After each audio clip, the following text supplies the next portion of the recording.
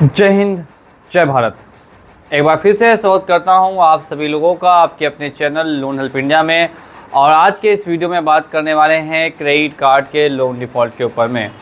अगर आपने भी SBI, एक्सिस या अदर किसी बैंक का क्रेडिट कार्ड यूज़ कर लिया है और क्रेडिट कार्ड यूज़ करने के बाद आप क्रेडिट कार्ड का डिफ़ॉल्ट कर दे देते हैं, तो आपके मन में कई सवाल होंगे। काफ़ी लोग मुझसे क्वेश्चन पूछते हैं, सर क्या क्रेडिट कार्ड के डिफ़ॉल्ट करने पर हमारे ऊपर केस हो सकता है, क्या हमारे ऊपर किसी तरीके का लीगल एक्शन आ सकता है, या क्या क्या प्रॉब्लम फेस करनी पड़ सकती है अगर हम क्रेडिट कार्ड को डिफ़ॉल्ट कर देते हैं।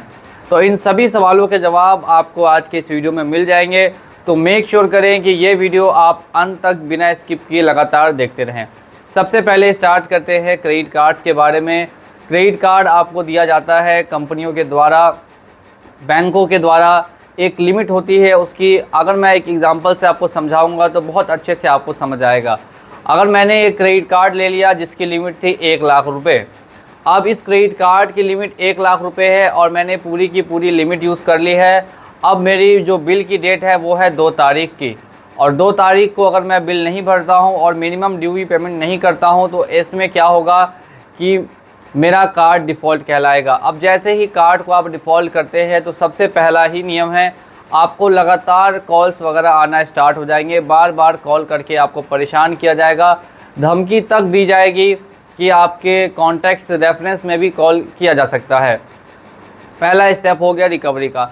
सेकेंड स्टेप क्या होता है, जब आपने 1 मंथ डिफ़ॉल्ट कर लिया या दूसरा मंथ स्टार्ट हो गया तो उस समय आपके पास रिकवरी एजेंट भी विजिट करने आते हैं।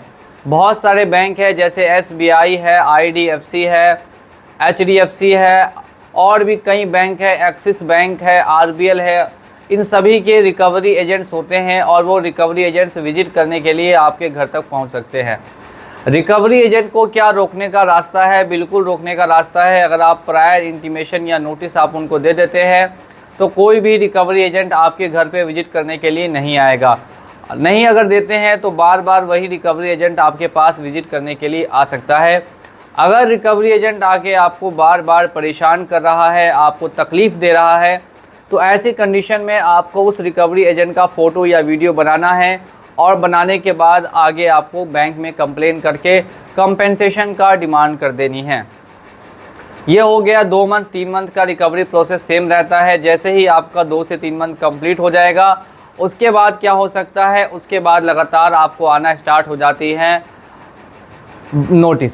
अब इस नोटिस का क्या करना है, लॉयर्स के द्वारा बार बार भेजा गया ये नोटिस आपको अलग अलग तरीके से मिलेगा। कभी मेल पर आएगा, कभी व्हाट्सएप पे आएगा, कभी लिंक के द्वारा शेयर किया जाएगा।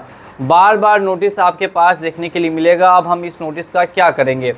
देखिए, जितने भी नोटिस होते हैं उसमें demand notice, recall notice, arbitration notice, conciliation notice, इसी तरीके के नोटिस देखने के लिए मिलेंगे।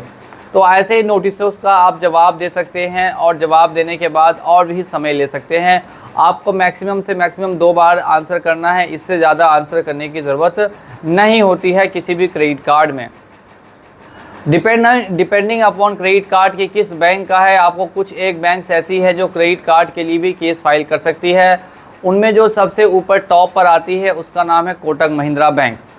कोटक महिंद्रा बैंक का अगर आपने क्रेडिट कार्ड डिफ़ॉल्ट किया है तो सेक्शन 316, सेक्शन 318 का पहले आपको नोटिस आता है। इसके बाद सेक्शन 316, सेक्शन 318 का आपके पास समन आ सकता है। बैंक का नाम मैं फिर से बता देता हूँ, कोटक महिंद्रा बैंक है। तो अगर आपका डिफ़ॉल्ट कोटक महिंद्रा बैंक से है तो आप ज़्यादा समय के लिए इसे डिफ़ॉल्ट नहीं रखेंगे। दूसरी जो बैंक है उसका नाम है AU बैंक।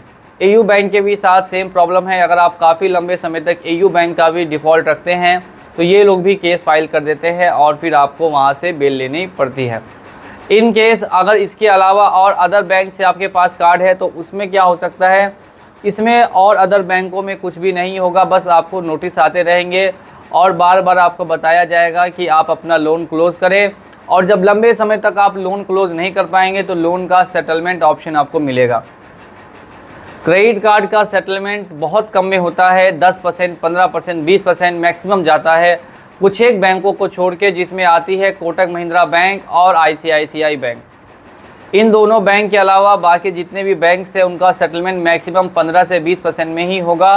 एक्सिस बैंक है उसका 25% में हो सकता है, और इसके अलावा बाकी जितने भी बैंक्स है, IDFC, HDFC, SBI, सबका सेटलमेंट 15 से 20%। अगर मैं एक एग्जांपल से समझाऊं तो मेरा 1 लाख का अगर डिफ़ॉल्ट था तो वो 15 से 20 हज़ार रुपये में क्लोज़ हो जाएगा। इस तरह से आपके क्रेडिट कार्ड के डिफ़ॉल्ट पर पूरा रिकवरी का प्रोसेस होता है, और ये पूरा प्रोसेस अगर आप स्टॉप करना चाहते हैं तो आप उनको प्रायर नोटिस ईमेल दे सकते हैं और साथ साथ में लंबा समय ले सकते हैं। इसके बाद बात करते हैं सिबिल स्कोर। तो सिबिल स्कोर आपका अफेक्ट होगा, सिबिल स्कोर काफ़ी कम हो जाएगा, ये मानने वाली बात है, आप सभी लोगों को पता है। अगर आप डिफ़ॉल्ट करेंगे तो क्रेडिट स्कोर पे फ़र्क बिल्कुल आएगा। बहुत बहुत धन्यवाद आज का ये वीडियो देखने के लिए। अगर ऐसे ही वीडियोज़ आपको चाहिए तो हमारे चैनल को सब्सक्राइब कर दें। मिलते हैं अगली वीडियो में बहुत ही जल्द। जय हिंद, जय भारत।